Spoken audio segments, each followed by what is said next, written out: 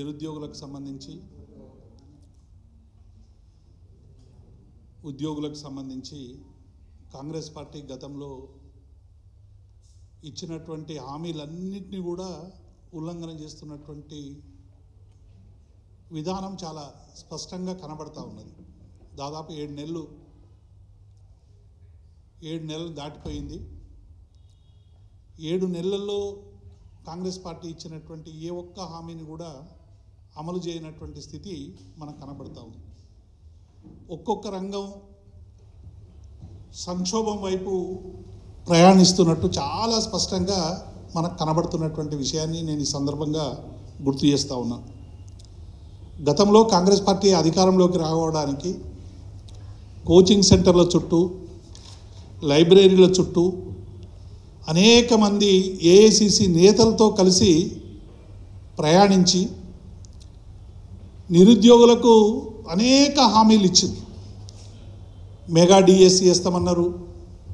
Mega DSC 25,000తో మేము mega DSC వేస్తామని ప్రకటించి మెగా డిఎస్సినే దగా డిఎస్సిగా మార్చి గతంలో ఉన్నటువంటి కేవలం 5,000కి ఇంకొక 5,000 పెంచేసి ఇటీవల ఉపాధ్యాయులకి ఎస్జిటి నుంచి స్కూల్ అసిస్టెంట్లకి రకరకాల ప్రమోషన్లు వచ్చినప్పటికీ అనేక ఖాళీలు ఏర్పడ్డాయి. ఈ ఖాళీల కోసం డెఫినెట్గా అన్నీ కూడా నింపాల్సినటువంటి అవసరం ఉంది. మెగా డిఎస్సిని, ఇప్పుడు ఉన్నటువంటి డిఎస్సిని పోస్టుల సంఖ్య పెంచాలి. 25,000కు పైగా ఖాళీలు ఉన్నాయి కాబట్టి 25,000 డిఎస్సి పోస్టులు వేయాలని చెప్పి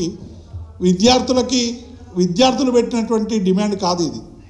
ఈ డిమాండ్లన్నీ కూడా ఇలా నిరుద్యోగ యువకులు పెడుతున్నటువంటి ప్రతి డిమాండు కాంగ్రెస్ పార్టీ ఇచ్చినటువంటి హామీ. 1:100 పిలవాలి గ్రూప్ 1 మెయిన్ ఎగ్జామ్స్కి అని చెప్పి గతంలో బట్టి విక్రమార్క లాంటి వాళ్ళు, కాంగ్రెస్ పార్టీకి చెందినటువంటి వాళ్ళు అనేక మంది కోచింగ్ సెంటర్లో ఎక్కడ చిన్న ధర్నా జరిగినా బైనాక్యులర్లో చూసి అటెండ్ అయ్యేటువంటి మేధావులందరూ కూడా నిరుద్యోగులకు ఇచ్చినటువంటి హామీ అదే.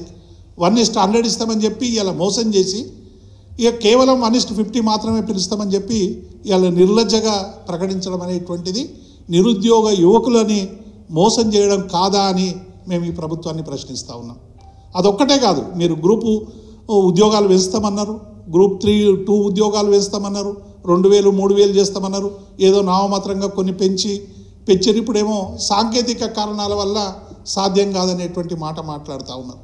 కాబట్టి ఇవన్నీ కూడా చూస్తూ ఉంటే ఇవాళ చాలా స్పష్టంగా కనబడుతున్నది ఏంటంటే నిరుద్యోగులకు సంబంధించినటువంటి అన్ని హామీలని ఇవాళ గోతి దవ్వి పాతి పెడుతున్నట్టుగా చాలా స్పష్టంగా కనబడతా ఉంది.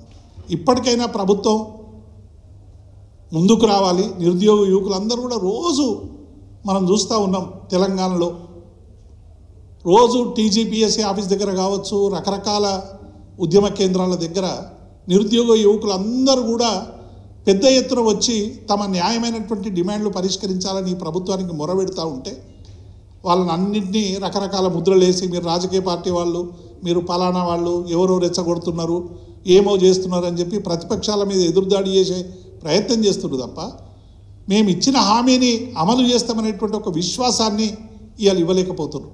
మీరు జాబ్ క్యాలెండర్ ఎవరు అడిగినారు? మీరే మేనిఫెస్టోలో పెట్టినారు. జాబ్ క్యాలెండర్ ప్రకటిస్తామని చెప్పారు. జాబ్ క్యాలెండర్ ఏది?